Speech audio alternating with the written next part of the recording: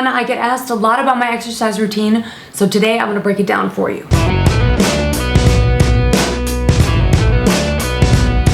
Just to recap, in case you're tuning in for the first time, I was diagnosed 3 years ago with severe pulmonary hypertension. My pressures were at 180 and I basically couldn't even make it from the bedroom to the bathroom. I was so short of breath. And now I'm really happy because I'm able to actually jog. The most important thing for me with regard to exercise was to go to pulmonary therapy. But not just any pulmonary therapy. The Pulmonary Wellness and Rehabilitation Center in New York City is an incredible place. It was so important for me to find a place where people were encouraging, enthusiastic, and could really push me and weren't afraid to push me. Because my pressures were so high at the time, people were a little scared of me, but not Dr. Noah Greenspan. He wasn't scared of me at all. There's all the wonderful people that have made me stronger. Did you have anything to do with it?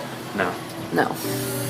He's just a random I'm the passerby. They basically created a routine specific to my needs. So you're exercising, but they're monitoring your blood pressure, your oxygen saturation. It's a very controlled environment. And for me, it was so important at the time because I really had no idea what to do. The right side of my heart was enlarged. It was 3 times its normal size. So does that mean I should push myself? Does that mean I should just sit and do nothing? I really had no idea what to do. Over time, we built me up to a 40-minute routine. It was a build from a walk to a walk on an incline to finally a jog. It was really important for me to go as much as possible because I was really interested in increasing my stamina. Every time I would push myself further in pulmonary therapy, I would do the same thing in my life. If I was doing a 10-minute walk on a treadmill at pulmonary therapy, then I would go home and I would take a 10-minute walk out in the streets of New York. I was kind of training myself to understand my body better. This whole process took about 2 years to build me from not being able to walk to actually being able to jog.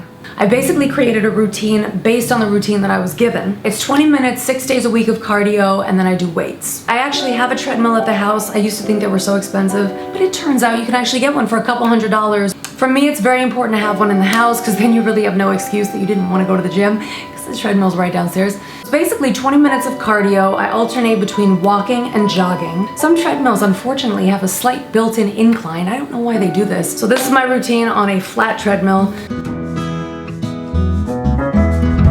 I walk at a speed of about 2.5 for about 2 minutes. For the next minute, I'll increase that to a speed of 3. At the 4th minute, I put the speed on 2 so that my heart can calm down completely before I begin to jog, which happens at the 5th minute. I jog for about 5 or 6 minutes, depending on how I feel, at a speed of 4.2 or 4.3, depending again on how I feel.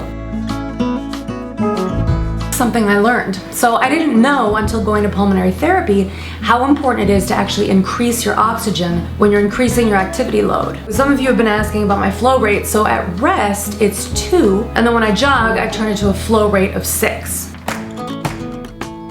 In terms of weights, I do 17 to 21 repetitions. I'll do 17 to 21 of these guys, depending on how I feel. It'd be funny if I just never used weights.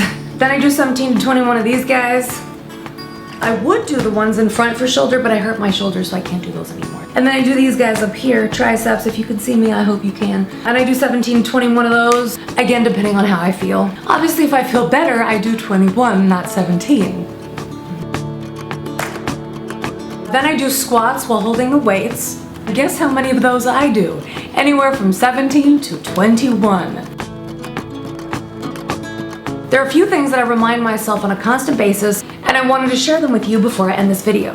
The first thing is to compare myself to myself rather than to anyone else. For example, if I walk 10 minutes today, then my goal is to walk 10 minutes and 15 seconds tomorrow. As I've said in previous videos, these small victories can actually be large victories depending on how we choose to see them. Second thing is that I focus on all the things in life I want to do with more ease, and that's my way of making exercise a little more inspiring. For example, if I can jog for 5 minutes, that means that I can get on stage and perform, and I know that I'm not going to be short of breath. So for someone else, that may mean that if they can jog for 5 minutes or 3 minutes or 1 minute, or if they can just walk for 10 minutes, that all of a sudden things like playing with their kids becomes easier, unloading the dishwasher becomes easier.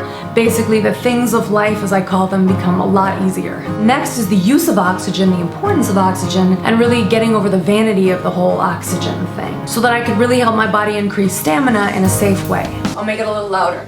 No, make it softer. I can't hear myself sing when you make it loud. Listen to that piano, it's so pretty. So this one's not really a reminder, this is just something that I do. I don't do this every day, but I did do this in the beginning all the time when I started doing things on my own. I was monitoring my blood pressure, my oxygen saturation. I really wanted to get an idea of where I was so that I knew how far I could push myself. I prefer to exercise in the morning at a similar time every day because then I can really track my progress. I tend to have more of a surge of energy in the morning, so I try to use that surge of energy. I also prefer the morning because if you do it in the morning, you don't have to think about it for the rest of the day.